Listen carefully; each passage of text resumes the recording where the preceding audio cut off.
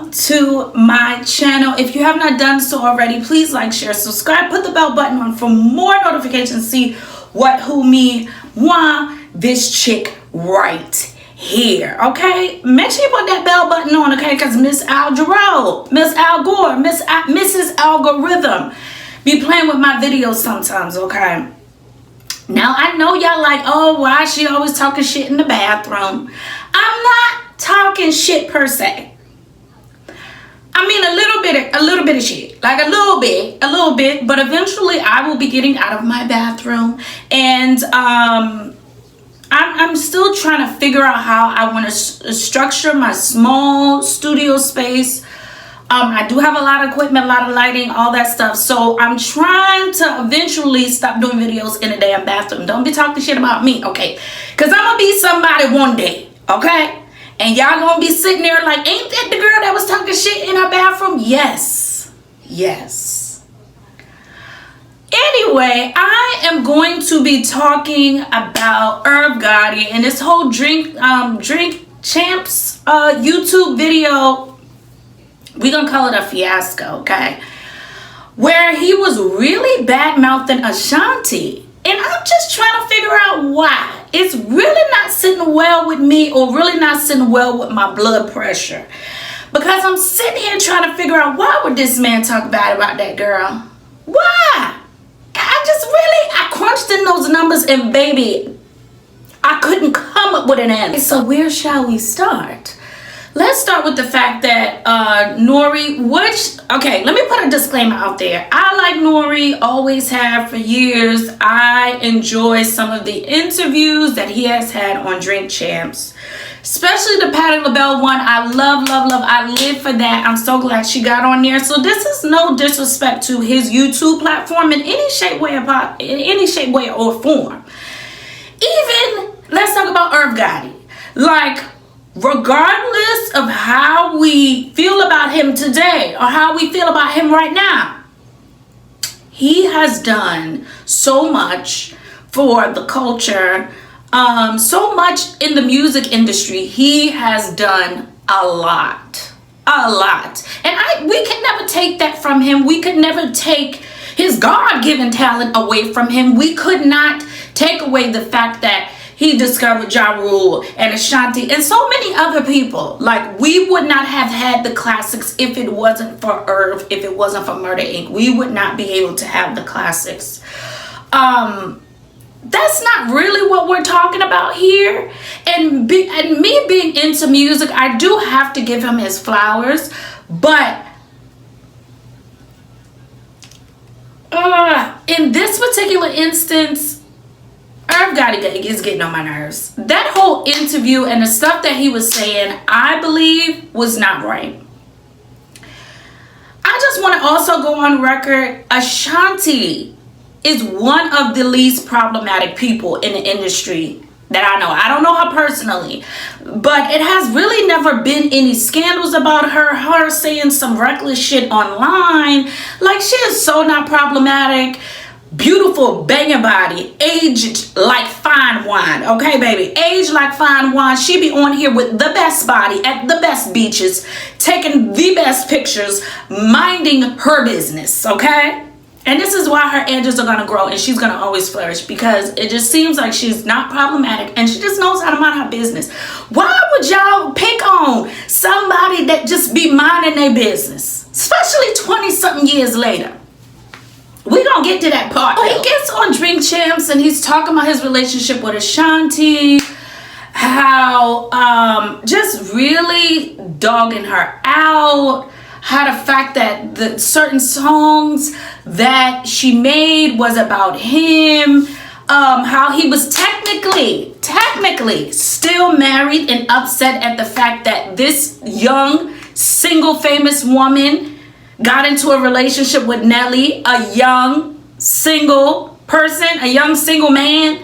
How jealous he was about that, how he found out that he was on, when he was watching TV, watching a basketball game, that's how he found out. I'm not going to run the clip because I'm sure you guys have seen it 1,000 times also, and I don't need nobody striking my channel. Okay.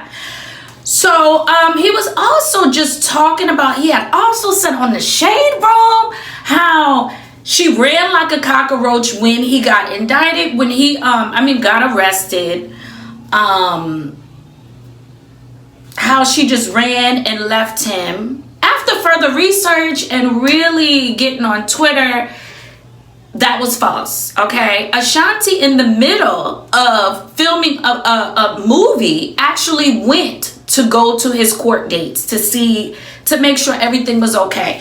Did she turn around and say, I no longer want to be a part of Murder Inc.? Yes, he goes into that on Drink Champions, how she was sitting in her car with him and she said, I can't do this anymore. Now you're expecting a young woman, unscarred, I mean, she probably not used to that life. She ain't used to getting arrested. She ain't used to being a part of something like this. She's not used to that. She has to protect her image. She has to protect her back. Thank goodness for her mother. Thank goodness for her parents. Thank goodness for her village to tell her, you need to leave this situation. So you're expecting a woman in that position, a young woman in that position, to stick by you no matter what? She wouldn't have half of the bags she has now had she stuck around, in my opinion. I could be wrong, but in my opinion.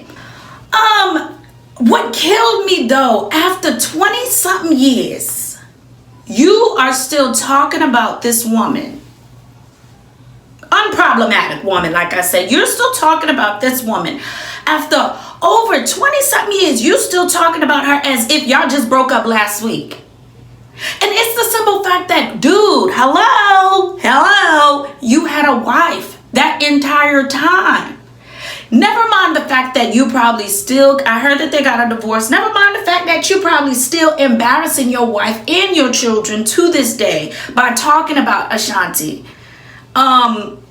What about your ex-wife's feelings? What about your wife's feelings? Like, you're talking about this as if you were a single man. Like, the audacity of her to go out and find someone that's actually single and that can actually give her the love and appreciation she really wants.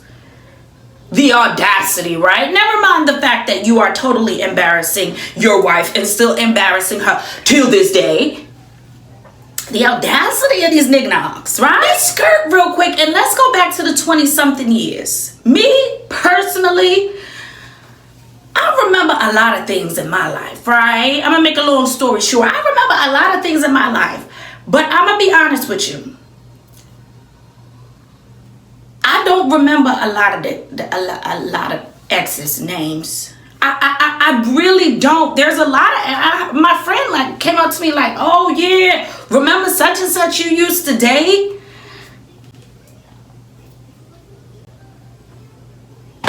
Sorry to that damn man. Sorry to that man. I don't remember his name. I'm sorry. I couldn't pick him out in the damn lineup. Don't even ask me the last name. Don't even ask me what we did whenever we did what we did, baby. I don't remember. I'm sorry. I don't remember. I honestly and truly, I don't remember. Like, you have certain exes or certain people you used to talk to that you might remember, but baby, it's a lot of them I don't. Let alone 20-something years ago, I'm still talking about them. And then he gets on Drink Champions and he talks about the women he has now are bad. They bad. Like, what are we in? Are we in high school here? Like, I like Drink Champs. Don't get me wrong. I do. But that episode with Irv Gotti just gave me drunken ass uncle at the barbecue trying to hit on your niece's friends vibes. It gave me real drunk uncle immature vibes. Because how old are we? And why do you have to say that the women that you're dealing with, mind you, women is plural, so that means you have more than one. So that means you ain't really happy. At the end of the day, you ain't really happy because you had to go in and you had to tell us that. So you ain't really happy. But I'm like 20-something years. 20-something years and she's still on your mind. And I was looking at the video, Real Talk with Yanni. She's so beautiful. I love her on YouTube. And she said that there are like love spells. There are love spells. She also talked about, before I touch on the love spells, she also talked about how this could have been grooming involved. how he manipulated her and could have possibly controlled her. I think there was a little bit of manipulation and control in there. Maybe she felt like she had to continue on the journey with this relationship for the sake of her career. Not saying that she probably didn't love him or didn't like him, but I'm sure at some point she just wasn't happy. Hence, she ended up with Nelly. And it was so disgusting and disheartening how he sat up there and just degraded and berated her. And I'm like, this woman has really done nothing to you, and she doesn't owe you anything. And I don't know if it's to push or promote their documentary that's coming out, but I'm like, he even goes into the fact that Ashanti turned down being interviewed for the documentary. Like, but you wonder why she's turning down the interviews. You wonder why she doesn't want to be a part of certain things that has Murder Inc.'s name on it.